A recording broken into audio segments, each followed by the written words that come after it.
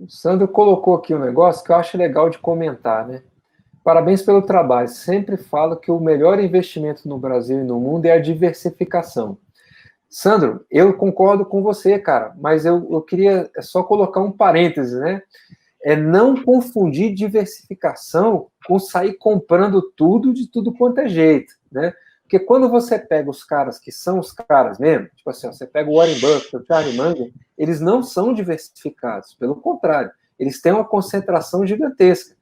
O Charlie Munger tem um fundo na China, ele tem Costco e tem Berkshire Hathaway. Veja que a diversificação dele está dentro da Berkshire. Ele pegou uma empresa lá e fez dela quase com ETF. Ele tem um monte de empresa dentro dela. Mas a carteira dele está concentrada aí, né? É um fundo chinês, a Costco e a Berkshire.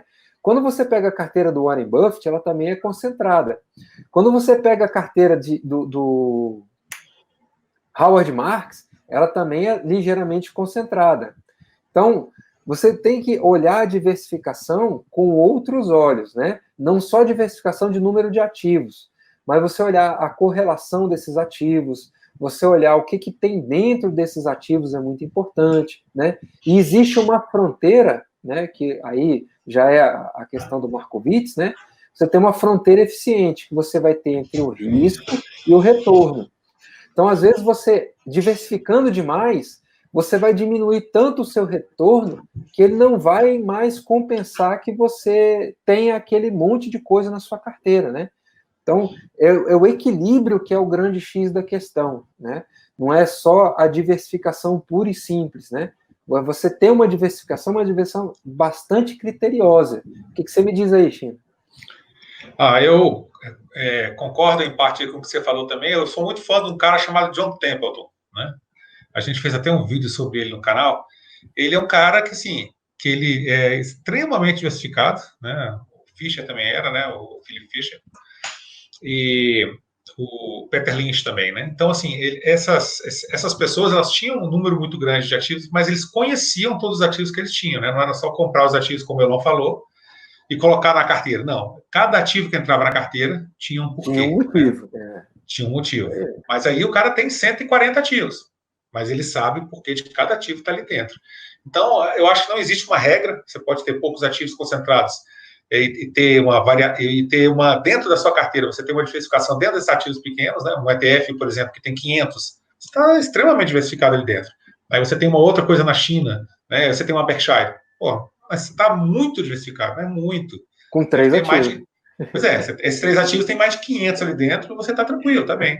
Ou então você comprar diversos ativos aí mesmo e entender o porquê que você está comprando todos esses ativos. Né? Conhecer cada um deles. O que você tem que entender é o seguinte: nada pode entrar na sua carteira se não for para agregar alguma coisa. Ou seja, valor, né, de alguma forma, né, ou diversificação. Você tem que entender o motivo, né? Ou então, um período determinado de tempo que aquele ativo vai permanecer na sua carteira para agregar valor de uma determinada forma. Mas tudo que entra na sua carteira tem que ter um motivo. Né? E para sair é a mesma coisa. Só sai quando ela perde valor ou quando ela não tem mais função dentro daquela sua carteira. Tudo que você dorme de hoje para amanhã com a carteira comprada é porque você fala assim, compraria de novo amanhã. Tudo que você vende é porque você realmente não quer e tem coisa muito melhor de fora ou de dentro da sua carteira. Você tem que pensar nisso. Você é um gestor do seu portfólio e aquele portfólio ele tem que fazer todo sentido e tem que te gerar todo o valor possível. Se você está com uma posição ali, o pessoal fala, não, vou botar isso aqui na quarentena, passa 3 anos aqui, a ação só caindo aqui. Então, nunca mais nem vi isso aqui, está lá, não sei nem o que eu faço com isso, não faz muito sentido, né? Porque o dinheiro ele tem um custo. E se você deixa numa coisa que você não acredita, que é ruim, aquilo ali vai puxar a sua carteira toda para baixo. Mais uma coisa para você se preocupar. Se está ruim, vende. Né? Ou então nem entra. Para estar dentro da sua carteira, o ativo tem que estar funcionando bem, redondinho, bonitinho, do jeito que você queria que ele tivesse. E aí complementa muito com o que o Ricardo falou aqui, ó. Desculpe pelo termo, mas eu acho uma grande bobagem essa história de ter X número de FIIs ou ações. E é mais ou menos por aí mesmo, Perfeito. Ricardo. Não existe uma regra, né? O Arthur Vieira de Moraes, ele fez até um estudo, né, falando sobre essa questão de diversificação, e ele encontrou ali que entre 7 e 13 FIIs multi, você estaria bem diversificado numa carteira de fundos imobiliários, né? Mas é um número ali que é um número que você tem o início de diversificação, a partir dali você começa a perder, né, uma característica de agregar, mas veja bem, ele está falando de fundos imobiliários. Quando você vai buscar agora esse 7 ou 13, e você coloca ações ali que tem uma correlação negativa, ou você coloca rates que tem uma correlação negativa com o câmbio, você faz uma mudança gigantesca na sua carteira sem ter que agregar mais um montão de ativos, né? Então não existe essa regra. Às vezes uma pessoa tem lá 20 ativos, ela está confortável em acompanhar esses 20 ativos, porque ela sabe o que cada um compõe, a correlação entre eles, a mistura, né? De você juntar leite condensado com chocolate, manteiga e fogo e fazer um brigadeiro, não tem condição de, se você tirar o chocolate, você não vai ter brigadeiro. Se você tirar o leite condensado, você vai ter uma torrada de chocolate. Então, ele entende o que é aquela receita que ele montou e o efeito de cada um ali naquele posicionamento. E a outra coisa que é muito importante, tem época que a sua carteira vai ter uma configuração e tem época que a sua carteira vai ter outra configuração. Pode ser que numa configuração de mercado de baixa, você esteja mais diversificado do que num mercado de alta que você vai estar mais concentrado.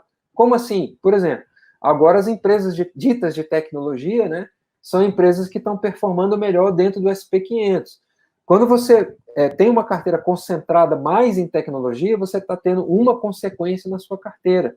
Não quer dizer que ela vai ser assim para sempre, né? Anteriormente era ferrovia, telégrafo, e aí foi mudando essa quantidade de empresas e o setor que você está colocando, e muda a quantidade e a característica da sua carteira também. Então, não tem um número fixo, não tem um número sugerido. O que você tem que olhar é até que ponto a sua carteira começa a perder qualidade ou ela começa a ter efeitos que não são desejados para o seu objetivo.